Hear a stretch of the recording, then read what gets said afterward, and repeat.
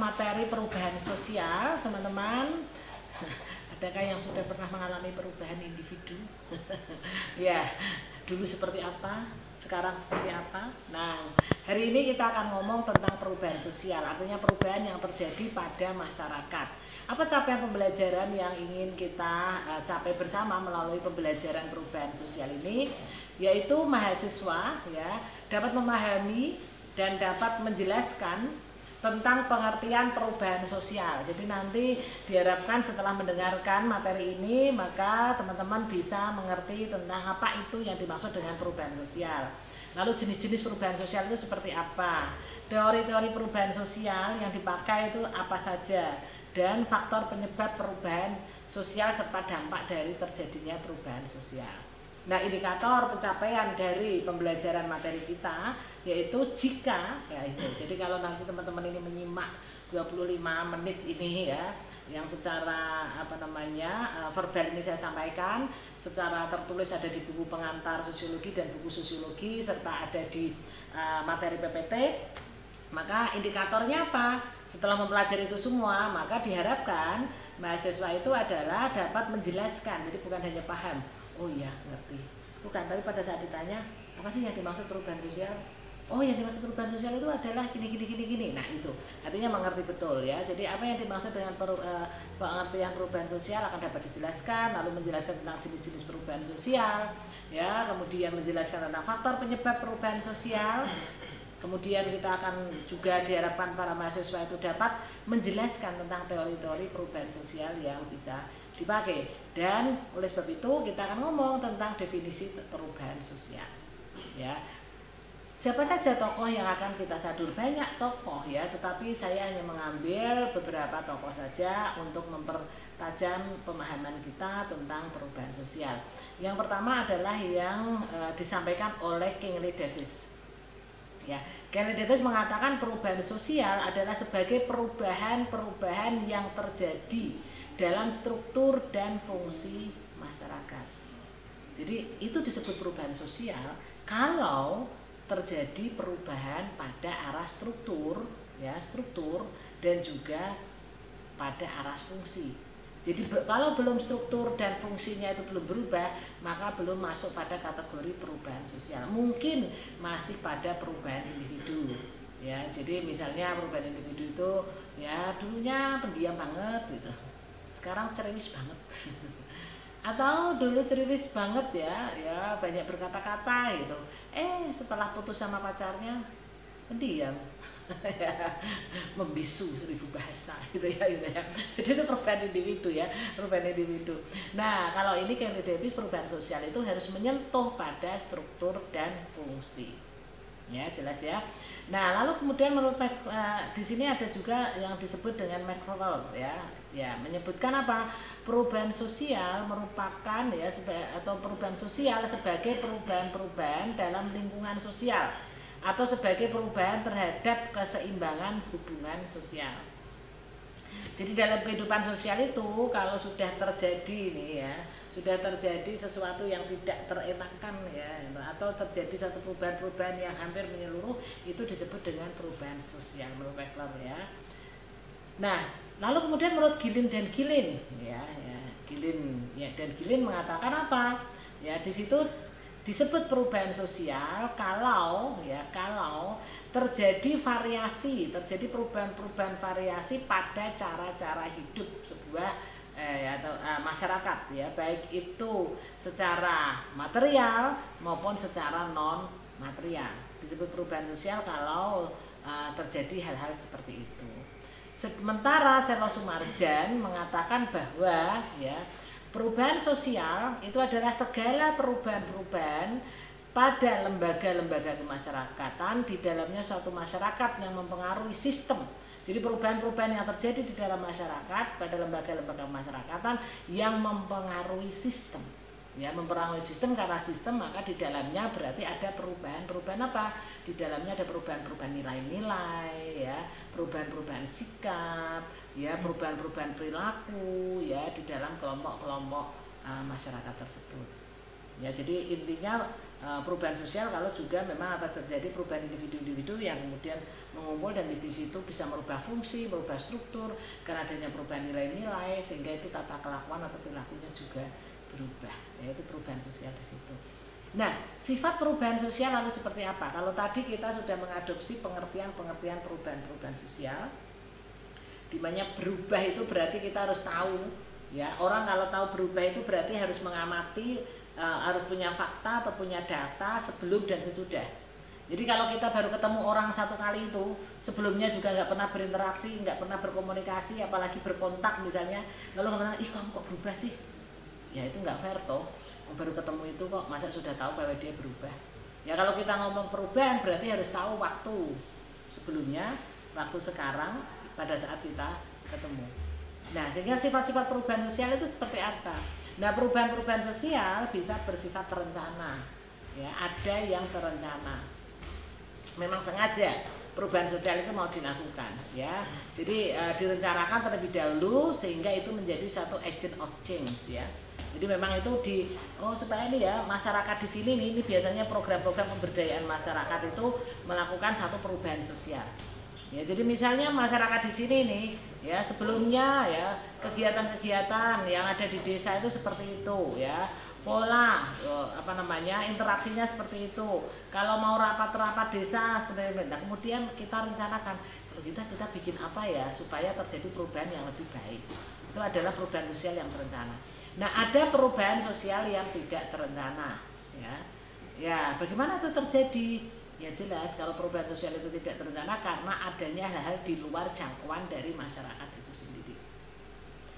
Apa contohnya Bu? Misalnya ya, kalau yang secara nyata misalnya dari bencana alam, ya tahu-tahu gunung meletus gitu. Akhirnya orang pergi ya melakukan satu evakuasi dan kemudian dia harus beradaptasi di situ. Maka terjadi perubahan sosial. Nah, di masa pandemi Covid ini ya, yang kita mau menuju pada tatanan baru ya gitu. Itu juga perubahan sosial tuh. Ya, perubahan sosial karena masing-masing individu sekarang harus merubah nilai. Ya. Jadi merubah nilai. Jadi waktu saya juga pertemuan dengan tim Satgas Covid untuk bagaimana mempercepat perubahan perilaku masyarakat di masa pandemi ini supaya apa virus itu tidak terus menular. Ya, saya ngomong di sini misalnya dengan kru harus jauh ya, karena saya tidak menggunakan masker misalnya gitu ya. Nah kalau menggunakan masker jangan terlalu dekat, tapi kita ini pada dekat-dekat kadang-kadang gitu ya, karena yakin bahwa itu tidak ada misalnya gitu. Dan harus berubah itu, ya harus berubah. Itu perubahan itu seperti itu supaya apa? Supaya memang tidak terjadi misalnya penularan. Nah, kalau toh memang merasa yakin tidak terjadi, kita tidak boleh pergi ke zona-zona merah, yang di situ akan mengancam orang lain. Jadi pakai masker, cuci tangan, jaga jarak itu merupakan satu perubahan sosial karena adanya virus corona itu ya.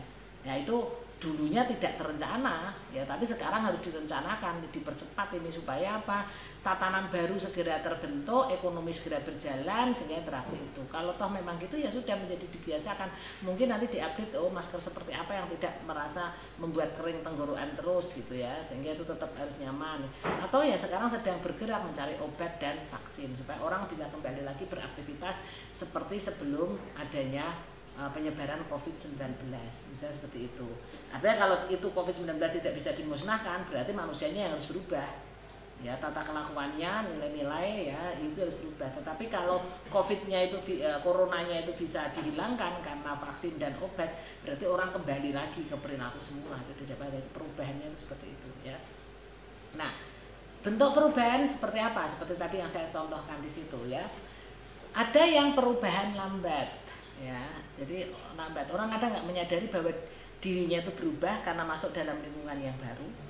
Ya, atau masyarakat itu berubah karena terus-menerus ya ada aktivitas-aktivitas yang dia tidak sadari merubah dirinya gitu. Jadi masyarakat yang hidup di pegunungan dengan masyarakat hidup di pantai, masyarakat yang hidup di kota urban atau di pusat kota, di desa itu mesti juga mengalami satu perbedaan. Nah, di sini ada yang perubahan lambat atau yang disebut dengan teorinya adalah teori evolusi. Ya, teori evolusi. Di mana perubahan itu terjadi pelan-pelan tapi pasti. Ya, pelan-pelan tapi pasti.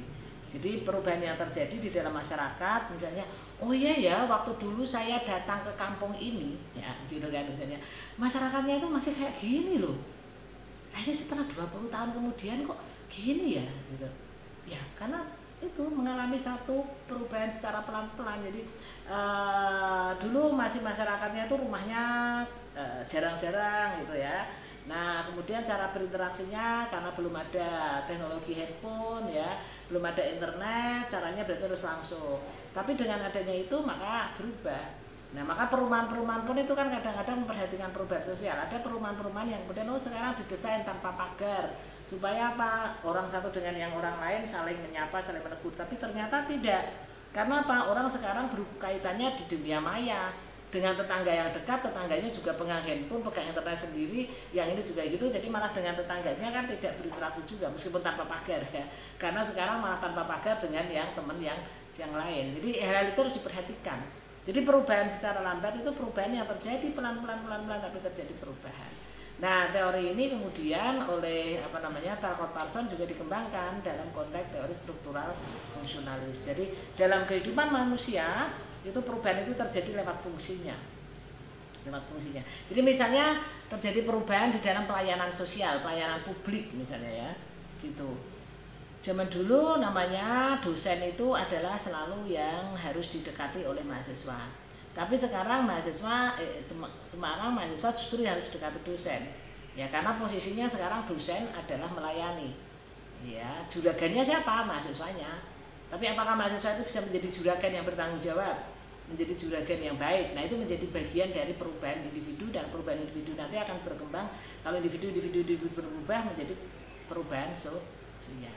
Nah, yang kedua adalah perubahan cepat. Ya, itu adalah teori yang dipakai biasanya teori revolusi dan teori konflik. Ya. Jadi perubahan yang sangat cepat yang berjalan karena adanya satu tujuan tertentu atau karena adanya peristiwa-peristiwa tertentu. Ya, revolusi industri itu sangat cepat. Dengan masuknya mesin uap, ya, dengan masuknya listrik, kemudian terjadi perubahan. Nah, sekarang ini juga perubahan cepat ini, ya, di peradaban informasi dan teknologi ini. Kan kita ini sudah masuk pada gelombang 3 ya. Gelombang pertama itu agraris, gelombang 2 itu industri, gelombang 3 ini informasi digital. Ya.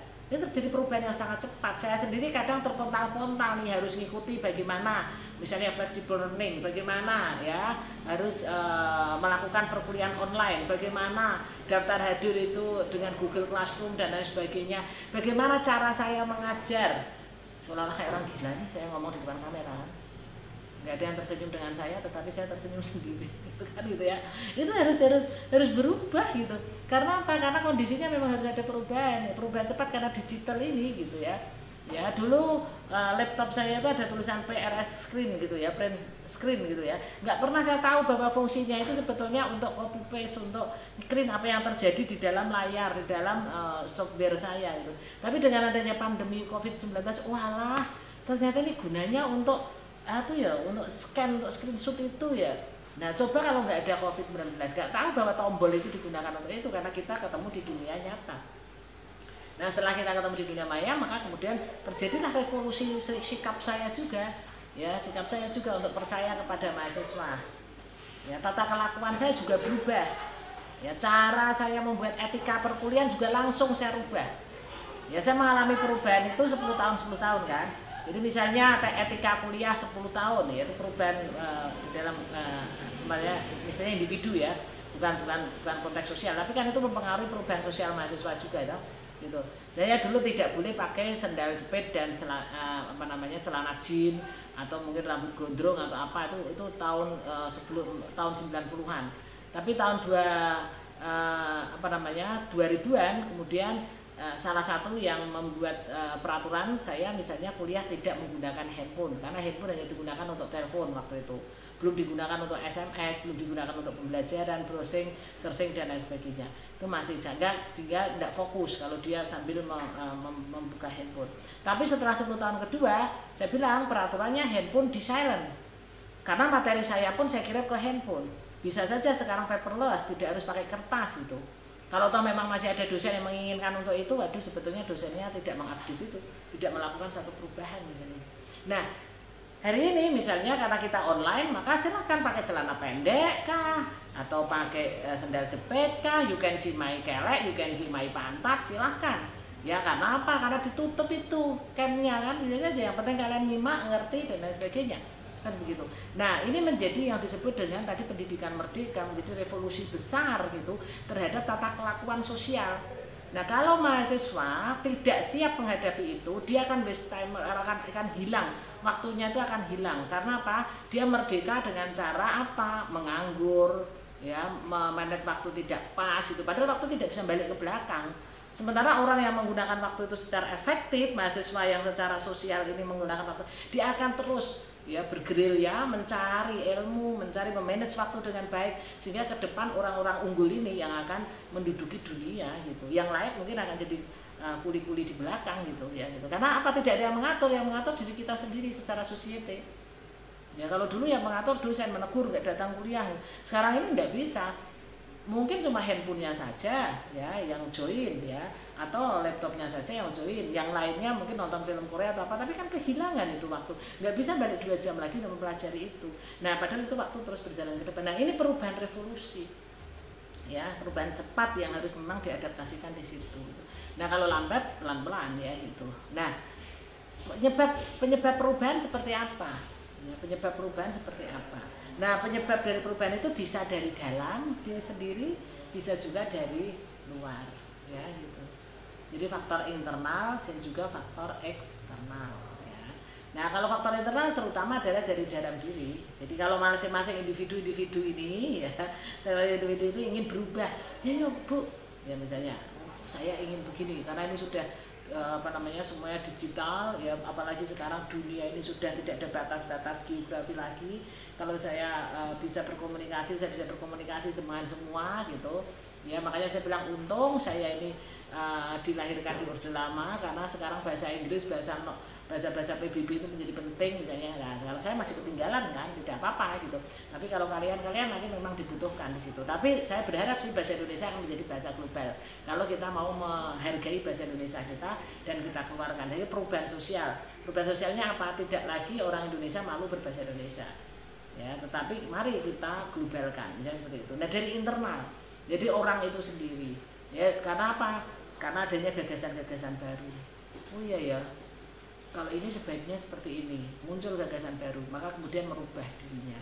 Karena adanya ya penemuan-penemuan yang dia lakukan ya dari faktor internal itu, maka kemudian itu. Nah, tapi juga bisa karena faktor eksternal. Ya, faktor eksternal tadi misalnya lingkungan, baik lingkungan alam maupun lingkungan sosial. Ya, masuknya budaya-budaya baru. Ya, maksudnya budaya baru kita di Indonesia ini ya gitu kan. Ya misalnya 5 tahun terakhir ini Korea jelas ya, Korea jelas sangat mempengaruhi ya, mempengaruhi budaya fashion pemuda Indonesia misalnya gitu ya. Nah, kemudian kalau zaman dulu misalnya yang namanya mahasiswa itu dianggap mahasiswa yang gentle gitu kalau itu laki-laki ya, dan itu menjadi bagian dari kerumunan laki-laki mahasiswa itu adalah yang badannya gagah ya, tidak berbau harum tapi biasa, tidak pakai minyak wangi gitu ya. Ya, tetapi dia berotot gitu ya. Lalu kalau ngomong ya 1-2 tidak cerewet itu dulu zaman Bu Sri tahun 85-90 jadi mahasiswa itu idola para cewek ya. Tapi sekarang 2015 ke atas idola para cewek apa? Ayo ada yang bisa jawab, ayo punya idola tuh. Idola para cewek adalah yang wajahnya mulus, yang rambutnya direbonding, yang pakai celana panjang pink dan kaos merah ya, gitu ya, baunya harum seperti cowok-cowok Korea kan gitu kan ya. Udah beda tuh ya, udah beda. Jadi kadang-kadang tuh membedakan ini cowok atau cewek itu sulit kalau dari belakang, biasanya dari depan ya gitu. Karena berubah cara pandang menilainya berubah ya. Dan apakah perubahan itu jelek atau baik? Tidak. Kita seorang sosiologi ya, itu tidak bisa mengatakan ini baik jelek, tapi kita harus bisa menggambarkan saja. Karena kalau kita bicara tentang kebaikan itu sifatnya juga relatif, subjektivitas. Jelek juga demikian. Cantik menurut dia belum tentu cantik menurut saya karena indikatornya beda.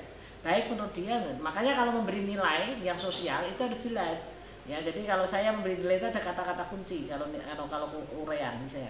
Kalau saya misalnya, apa yang kamu ketahui tentang perubahan sosial? Berarti di situ ada unsur misalnya ya durasi waktunya, ya ada unsur pergeserannya, ya ada unsur penyebabnya misalnya. Kalau ada unsur-unsurnya itu yang poin-poin. Oh, kalau itu mengandung 4 unsur berarti kalimatnya mau 2 halaman, mau 1 halaman, tapi unsurnya ada apa tidak. Ya itu orang-orang sosial biasanya menggunakan indikator-indikator penilaian itu. Kalau eksak kan udah jelas rumusnya, kalau ini tambah ini, kalau kimia ini dicampur dengan ini pasti jadinya rumus kimia organik seperti ini, anorganik seperti ini. Tapi kalau sosial kan tidak bisa.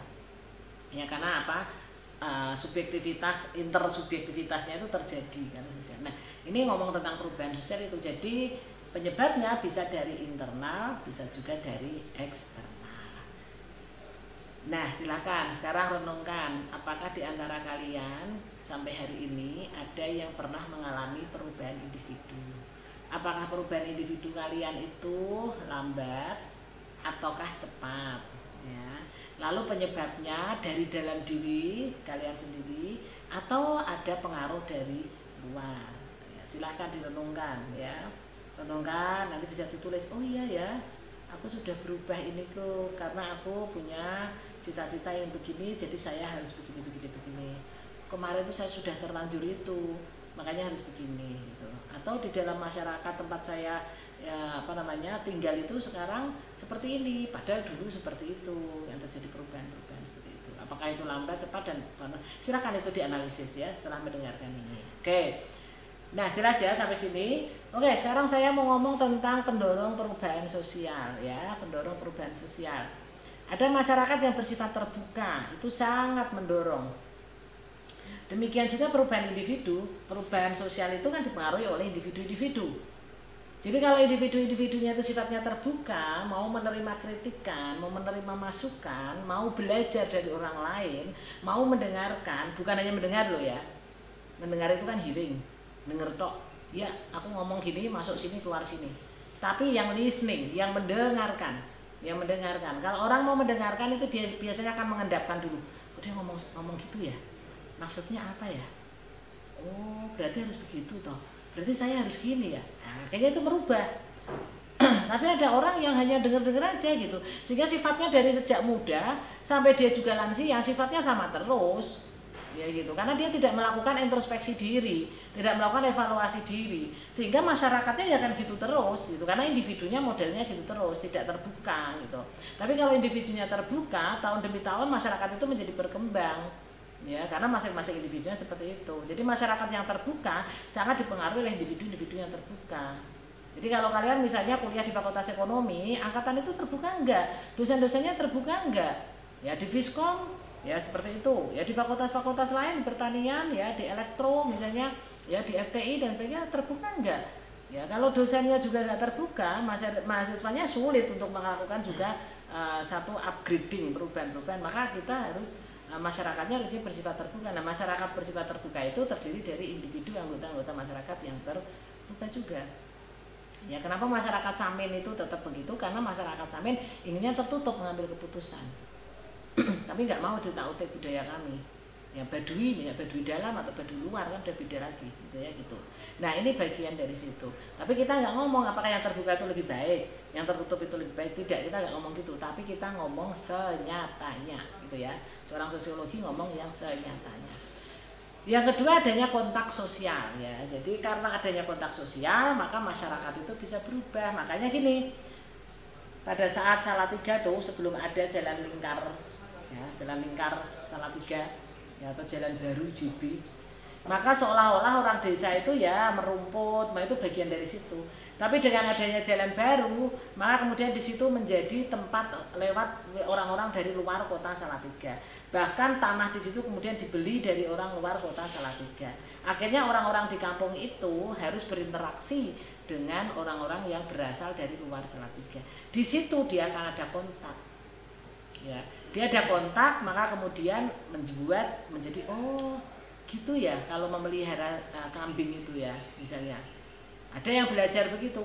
Oh ternyata tidak harus cara kasih makan tuh seperti ini ya, bisa disimpan dulu ya, sehingga kalau musim kemarau bisa diberikan lagi. Ada kontak, maka terjadilah perubahan sosial tentang mekanisme atau cara memelihara kambing misalnya gitu, karena adanya jalan tadi ya, ada jalan itu. Jadi karena adanya kontak dengan pihak luar, lalu karena punya orientasi ke masa depan ya, itu menjadi pendorong juga perubahan ya.